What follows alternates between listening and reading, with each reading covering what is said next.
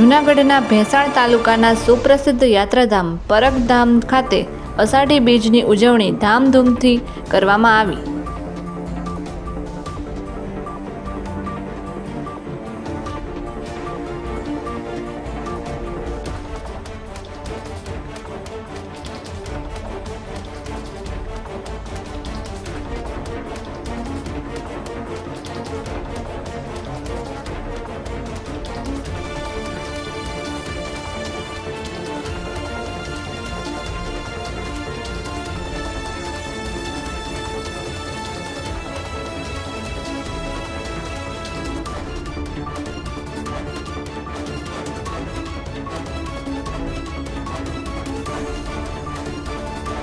જીત સત્યદાસ અમરદાસ, હું આચાર્ય શ્રી પરબધામ પ્રવીણભાઈ જોશી।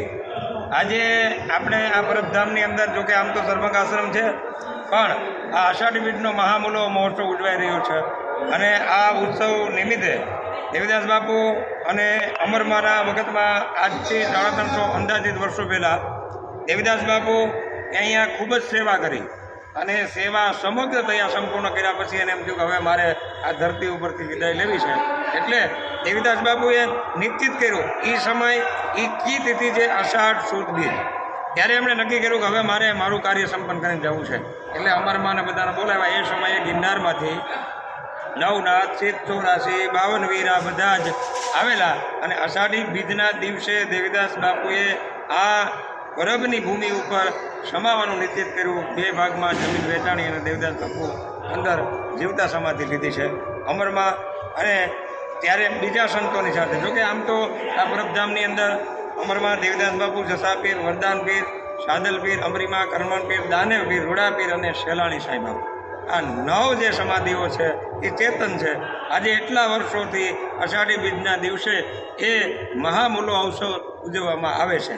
આમ તો એક વિરહની વેદના પણ છે, છતાં સાથે સાથે થોડો આનંદ પણ છે। અને આનંદના માહોલમાં અહીંયા બાપુ દર વર્ષે અહીંયા સ્વયંભૂ મેળો, એમાં ભજન, ભોજન, સેવાનો ત્રિવેણી સંગમ રાખે છે। આમ જનતાને માટે આ મેળાને ખુલ્લો મૂકે છે। લાખોની મેદનીમાં અંદાજિત માણસો અહીંયા ભોજન પ્રસાદ લે છે।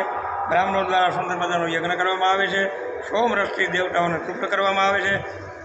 આ પર્વની પરંપરાને વર્ષોથી આવી રીતે બાપુ, પૂજ્ય મંત્રી કૃષ્ણદાસ બાપુ અને લઘુમંત્રી સનાતનદાસ બાપુ, અન્ય સંતો પર્વના એ બધા જ આમાં સંલગ્ન થઈ અને આ મેળાને વધારેમાં વધારે દિવ્ય બને એવી ભાવના સાથે સમગ્રને આ મેળામાં સંતોષ આપે છે। અસ્તુ સદેવીદાસ અમરદેવ।